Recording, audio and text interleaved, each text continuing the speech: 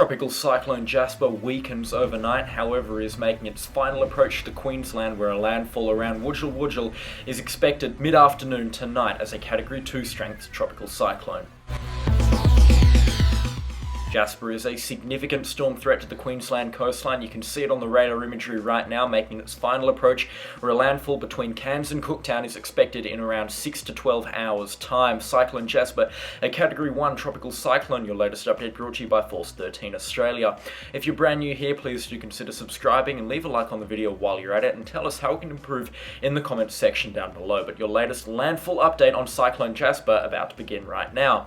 So Cyclone Jasper, you can see it's a Category 1, sustained winds of 85 km an hour, gusting to 110 km an hour. It's expected to strengthen some more as it approaches its landfall, which will be just south of Wudjil, north of Port Douglas, bringing the destructive core ashore between Wudjil and Port Douglas, which are expecting some very significant winds from this cyclone. Damaging winds already starting to develop around Mareeba, Cairns, and up towards Cape Flattery as well, down towards Innisfail. Another big threat from this system is rainfall. We're going to touch on that a little bit later on in this video.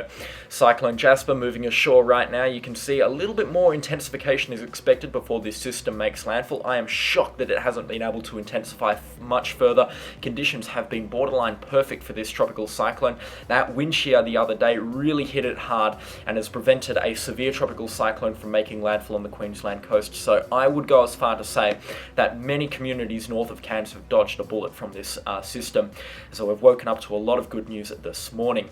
We've got a cyclone warning in effect from Cape Melville down to Cardwell, including Cairns and Innisfail, and extending inland to the Atherton Tablelands and Palmerville, and a lot of the adjacent communities in there already receiving tropical cyclone force conditions from this cyclone. You can see it's not expected to re-intensify above cyclone status in the Gulf of Carpentaria by around day 3. However, it's expected to maintain itself as a tropical low as it approaches Kakadu and Groote Island, that sort of region, and some forecast models daring to suggest that its remnant energy could become a severe tropical cyclone over the Kimberley region of WA around December 20th. So here's a look at the Access G3 forecast model, playing it slowly as it makes its final approach for landfall.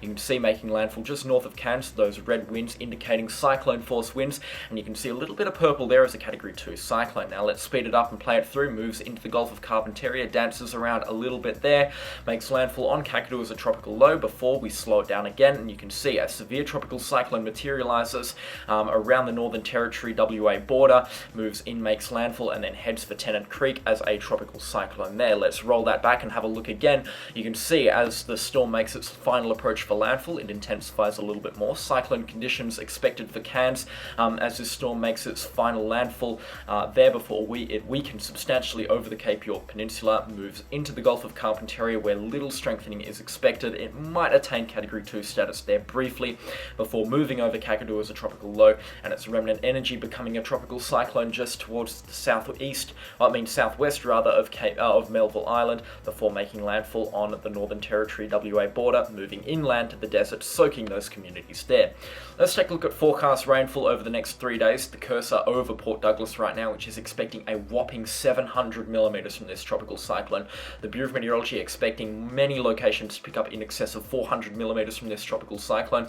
I predict Belend and Kerr to be the wettest spot from this cyclone, where up to 1,000 millimeters of rain could fall, and many of the communities around it, Innisfail, Babinda, Tully, that sort of area, and as well as Cairns, could see upwards of 500 millimeters from this cyclone. Just looking at the radar right now, you can see a significant amount of rainfall is moving ashore from this cyclone and its powerful inflow band, which is down towards the southern side of this system, and it will be constant rainfall for the next 2 days as this cyclone moves through. You can see the eye as well really starting to develop on the radar imagery. It's been persistent for the last couple of days, which is why I'm surprised that this cyclone isn't substantially stronger than what it is right now. It's got that defined center of circulation which you'd expect to see in a significant cyclone. Anyways, that is the latest in this part of the video. Let's jump over to windy.com and have a look at the forecast models.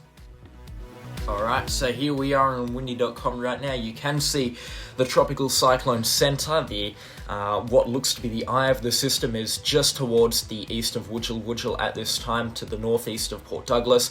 You can see the outer bands of the system well and truly ashore at this time. Cairns under these thick thunderstorm bands. You can see the inflow band of the system over towards the east. This is where the most rainfall from this system is.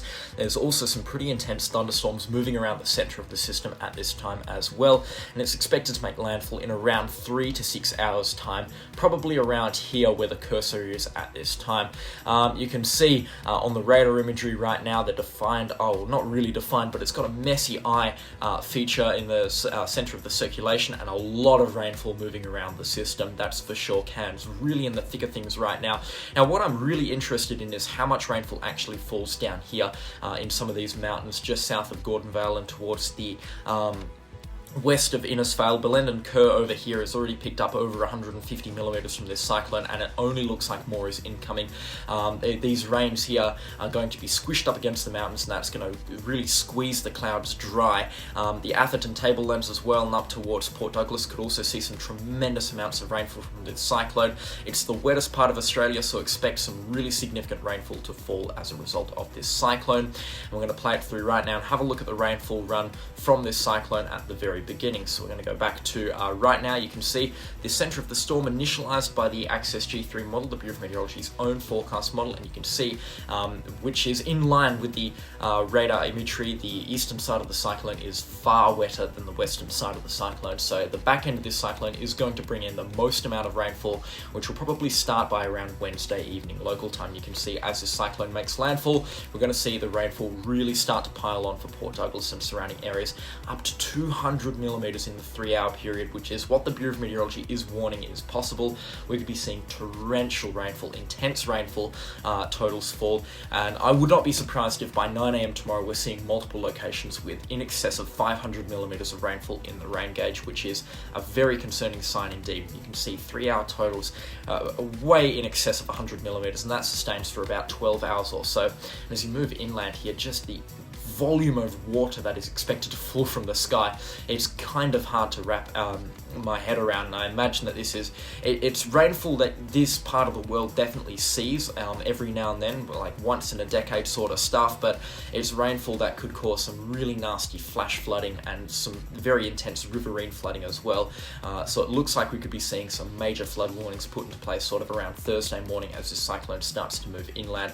You can see the mountains are really going to squeeze this cyclone dry, but still some pretty significant rainfall expected to move south of Laura as the cyclone moves over the Cape York Peninsula. So yeah, rainfall totals are going to be huge, that's for sure. Over the next 10 days, there are multiple locations that are expecting in excess of 1,000 millimetres. I would not take the numbers from the Access G3 too seriously. The Access G3 is notorious for dramatically overestimating. However, there is definitely locations that are at risk of picking up more than a metre of rainfall from this cyclone and its associated banding features and thunderstorms. 1,700 millimetres, 1,800 millimetres in places is a ridiculous volume of rainfall, so I don't think that this is going to happen, but it's certainly not impossible that Port Douglas and surrounding areas around Cape Tribulation and the mountains around here pick up more than 1,000 millimetres, and especially down here towards Belend and Kerr, the top station could definitely pick up in excess of 1,000 millimetres. Cairns itself expecting up to 500 millimetres from this cyclone, Port Douglas expecting over 1,000 millimetres, and some of the communities around it, if we go have a look at Mariba, up to 200 millimetres, and as you start heading further inland, the rainfall totals will fall off significantly. Still, however, the entirety of the northern Cape York Peninsula and a lot of Far North Queensland expecting more than 150 millimetres, and there will be isolated pockets that pick up to 200 millimetres under the right features, the right thunderstorms from this tropical cyclone. Wind is also a pretty significant threat. The peak wind gusts around Port Douglas are probably going to be around the sort of 80 to 90 knot mark from this tropical cyclone. If I'm trying to get the cursor to load here, I know the black areas, the highlighted black is over 80 knots, that's 150 kilometers an hour peak wind gusts, and there will be pockets, especially in more elevated terrain adjacent to the coastline, that pick up wind gusts approaching 175 kilometers an hour. So destructive winds are definitely a threat from this forecast model, which what looks to be between Wujal and Port Douglas, but destructive wind gusts are also likely to develop over Cairns this afternoon, and peak wind gusts could definitely approach the 125 km/h mark, which will definitely cause down trees, power lines. Large branches could definitely be falling off trees as well. It could rip patio roofs off certain not well built structures. Houses as well are at danger of having their roofs torn off, especially houses with tin roofs. We could be seeing roof failures from that. Make sure your preparations are completed by lunchtime today, so when this video comes out, after that it's going to be a bit too late to do preparations, because that's when the torrential rainfall and gusty winds are going to start. I believe Cairns is already seeing winds sustained of around 25 knots, and the gusts will be a lot higher, up to around 40 knots in the Cairns area right now, and conditions will only deteriorate as today goes on. So conditions are getting worse with every passing minute as the cyclone draws ever closer to the Queensland coastline. Now about 100 kilometres away from landfall, moving slowly, and it will make its landfall in around 6 hours time. So we're going to be watching that very closely, and you can expect coverage on the Force 13 AU channel. So peak wind gusts from other forecast models aren't as high. You can see the Eastern WF actually calling for the storm to dive a little bit further south, making its final landfall on Port Douglas, which will bring the destructive core over Cairns. However, that's a weaker forecast model scenario, and we're probably going to only see wind gusts, only in inverted commas, probably at around 130 kilometers an hour.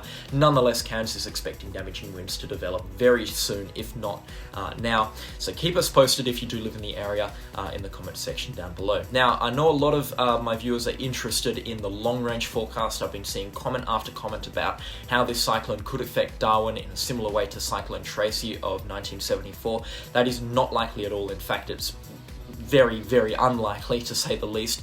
The cyclone, however, it is likely to re-intensify and maybe redevelop in the Gulf of Carpentaria or up in the Timor Sea, or even over in the Indian Ocean in the real long range, which is what the GFS forecast model is expecting. It's not likely to affect Darwin as a Category 3 severe tropical cyclone to that magnitude. If Darwin is affected by this cyclone, it will only be rainfall and maybe gusty showers. But you can see, moving into the Northern Territory WA border as a severe tropical cyclone, peak winds of around 110 knots. That's about 180 to 190 kilometers an hour sustained, gusts to maybe 240. But again, that will not affect Darwin, and it will only affect these remote communities, Kununurra, Wyndham, Columbaroo, that sort of region, and then it'll move inland over Wave Hill and over to sort of Tennant Creek, that sort of area. Again, this forecast doesn't have too much certainty with it yet. We need to see how well it does in the Gulf of Carpentaria first before we can say how much certainty this forecast has. If we go right out to the end of the forecast period with the GFS model, you can see a developing tropical cyclone in the Indian Ocean and another developing cyclone in the Gulf of Carpentaria. So it gets really busy sort of around Christmas time, but it doesn't look like major population centres are impacted by this cyclone. So if you do live in Darwin and are concerned about a Christmas cyclone, do not be concerned about a Christmas cyclone. It's very unlikely at this stage, and the forecast is very uncertain. But you bet, if something does develop, we will be giving you the latest on the Force 13 Australia channel, so make sure you are subscribed. But on that note, that's basically it with today's video. Make sure you are subscribed, leave a like on the video while you're at it. Keep us posted with the conditions in your area in the comment section down below. Thank you so much for the incredible support. It's been a tremendous week for this channel, and I've been so honoured to be able to cover it and get the audience that we have managed to get. So thank you so much to everyone that has watched, shared, liked, and subscribed. You really do mean a lot to me, and you really do mean a lot to the Force 13 network. But that's all from us, and I'll catch you all at the next storm. Goodbye. Thank you for watching our content this update. If you enjoyed it, be sure to subscribe to get more updates covering all things weather and geophysics impacting Australia and the Oceania region. Subscribe to our other channels for more content from across the network, and be sure to check out our website where you can find free access to floater and radar imagery and articles on everything weather and much more. If you wish to support us directly, you can purchase some of our merchandise. We have a wide variety of clothing and homeware, or you could become an Ultimate Fan, which is the best way to directly support us, granting you some sweet perks and offers, including features in our custom storm animations, live streams, and much more.